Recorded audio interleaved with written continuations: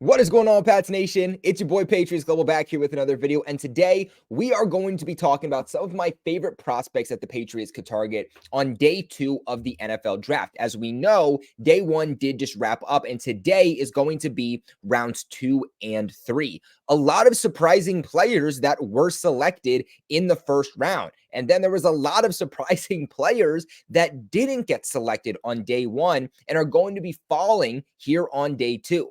Lucky enough for the Patriots, they're going to be the second pick to start day 2. So they are absolutely going to have dibs at some of these players that were projected first rounders.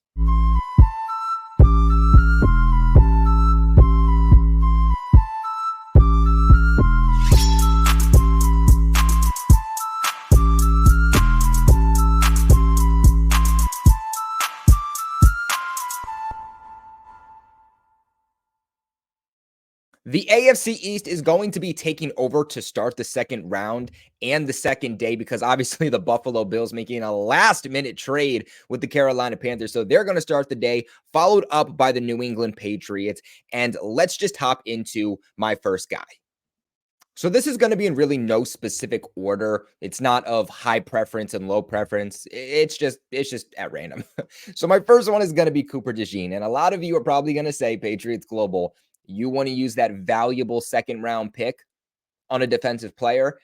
And I'm just talking about getting good players in the building at the end of the day to fit some needs that we have. And Cooper DeJean falling to the second round is absolutely disrespectful. This is not even a guy that we were talking about being a back end of the first round selection, going in the 20s. This guy was always panned in as a top 15 prospect, and he is as talented as a top 15 prospect. He has all pro potential. He plays at multiple different positions, and he doesn't just play at multiple positions because you got to find the mismatches because he's not that good. No, he can play as an outside corner. He can play as a safety. He can play as a slot cornerback, all doing so at high levels in each of those positions. He is literally just a mismatched defensive back piece. And I look at what the Patriots need. They still need help in the secondary. They need a guy who's going to be able to play deep for them. They still need a cornerback too outside of Christian Gonzalez. The Patriots do have a bigger need at cornerback than a lot of Patriots fans realize. I think that they can get by at the cornerback position for this upcoming season, but there is still a lot of question marks for even this upcoming season. There is a lot of question marks past the 2024 season, coming into 2025. You have Jonathan Jones, who is in his 30s, very injury prone and in contract year. You have Marcus Jones, who is more of a rotational cornerback. He's 5'8". At the very best, he is going to be a slot cornerback for you. From what I understand, the Patriots might not even view him as a full-time starting slot safety. You hope that Christian Gonzalez is going to be able to be your number one cornerback for the next several years, but you only saw him play 3-4 games. We really don't know what he is yet. And on top of that, he's also coming off of a season-ending injury. You are in the AFC. You have to compete with teams like the Chiefs. You have to compete with teams like the Dolphins, the Bills. We could go on and on talking about them. The Bengals, right? Now, CJ Stroud, you need to have a good secondary when playing up against some of these high-powered offenses, and making sure that you have that secondary solidified, I think, is one of the most important things at starting that. He's also only 21 years old, so he has a lot of time to still develop, a lot of time still in the league, special team experience, high football IQ. If Belichick was here, Belichick probably would have traded in the back end of the first round in order to get this guy. You don't even have to do that. Unless the Bills take him at 31, or not at 31, but at 33, you could get him at 34. And I think that that would be an excellent, excellent piece if you are just trying to get good football players in the building and actually hit on draft. Now, next up is going to be A.D. Mitchell, and I'm gonna be honest, I'm a little surprised that A.D. Mitchell actually fell, but this is a guy that I absolutely love. Looking down here because I'm trying to look at some of the stats I've saved about him, but 6'4", only 21 years old, ran a 4.34. You know what's ironic? We've talked about the idea of trading Brandon Ayuk. We've talked ad nauseum for months about T. Higgins. A.D. Mitchell's pro comp is literally T. Higgins. I mean, he fits the mold on what the Patriots need. This is also going to be a shorthanded guy, only a 1.8% drop rate, not much of a contested catch guy, only 36.4%. That is well below average. So he's not like this big outside contested catch guy, but he does fit that mold of that X receiver. The guy you want on outside can play a little bit inside if you really need him to. Really good footwork, pretty good release package. He's quick, he's fast, he's elusive, and he just gets open in all three phases. Again, he has the potential to be your number one guy. Kind of just like T. Higgins, right? Like T. Higgins has always been a number two, but he's always had the potential of being a number one. And could he be a number one? We don't know because of Jamar Chase. I could see that same thing happening with A.D. Mitchell. I think that he, at the very least, could be a very high-end number two, but has that ability to be a number one guy. And here in the second round at 34, that is exactly what the Patriots need. I think the only thing getting in the way of this would be the Buffalo Bills. Bills need a wide receiver. Xavier Legette's not there. Do they go Ladd McConkey? Maybe. Honestly, I hope they go Ladd McConkey so I could get A.D. Mitchell. But A.D. Mitchell could also fill the need on what the Buffalo Bills are looking for now that Stephon Diggs is gone. So there is a competition level aspect there to it for sure. The other thing that I do have concern levels about with A.D. Mitchell, and if the Patriots would even draft him if they have the chance to, is sometimes he gives up. Sometimes he gives up on plays when he knows he's not getting the ball. He doesn't fully run his routes. He doesn't fully go for it. In terms of the run game and blocking, he doesn't always finish his blocks through. Kind of just that if I'm not getting the ball or the attention's not on me, I don't really care. So when it comes to kind of maybe some of those character questions, because that is what it comes down to, is that a guy the Patriots are going to want to be interested in? I don't know, because of that new philosophy of really just wanting guys in the building who are sold on playing for each other rather than them. Now, next up here is going to be Devontae Walker. In fact, actually, I should probably change that because that does not say Devontae Walker. All right, but Devontae Walker. Now, this is a guy that I'm personally not that big on. Now, he didn't have as bad of a season as I think his offseason kind of dictated. He did have a little bit more of a rougher season in 2023 compared to what we saw from him in college in 2022 and 2021. Like, this was his worst year at college, but he's always had a pretty consistent kind of level on what he's done throughout his 3 years in college. Like, he's never going to be a wide receiver one. At the very best, he's going to be a wide receiver two, but could really kind of pan himself in as more of a wide receiver three. He has never put up 1,000 yards ever at the college level. The most he put up was in the 2022 season, where he put up 921 yards. The reason that I could see the Patriots targeting him is they met with him 2 times.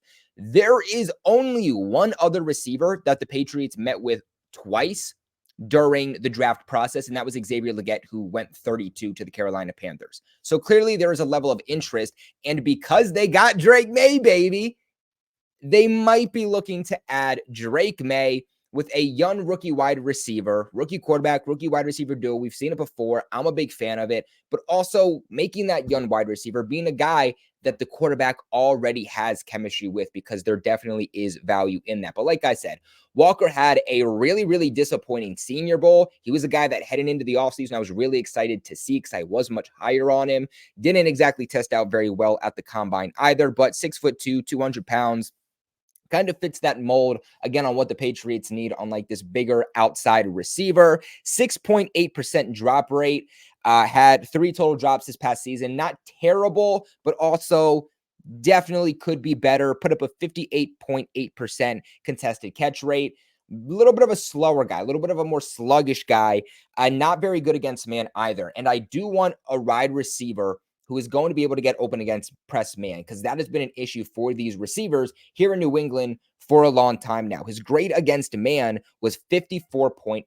If the Patriots do decide that they are going to draft him, I think that he is more of a round 3 type of guy. In fact, because of how bad he performed this offseason, I do think that there is a world in which he drops to even the 4th round, and maybe he's not even a day 2 guy. But right now, he is slated to go somewhere between rounds 2 to 3.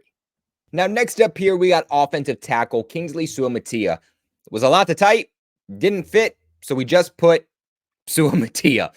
Did I even spell that right? I'm pretty sure I did, but I also might have messed that up. Anyway, Kingsley Su Matia is a big target for the Patriots here on day 2. They have a lot of reported interest in him. He was a top 30 visit for them. And if the Patriots do view tackle high, they are going to have to get it in the second round. And if they don't go at 34, they're going to have to trade back into the second round because boy, oh boy, was there a run on tackles in the first round, which is honestly exactly what I thought was going to happen. You know, I said there's going to be a run on wide receiver or a run on offensive tackle. And because of the depth at wide receiver, I was like, it's probably going to be tackle. That's exactly what happened with even Jordan Morgan going in the first round to the Green Bay Packers. So guys like Kingsley Su Matia and Karan Armagaj are going to be the next best tackles on the board.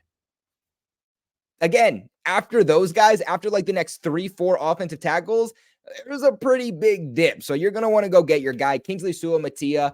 Like I say, and I say it all the time, I'm going to continue to, he's ambidextrous, so he can write with both his left hand and his right hand.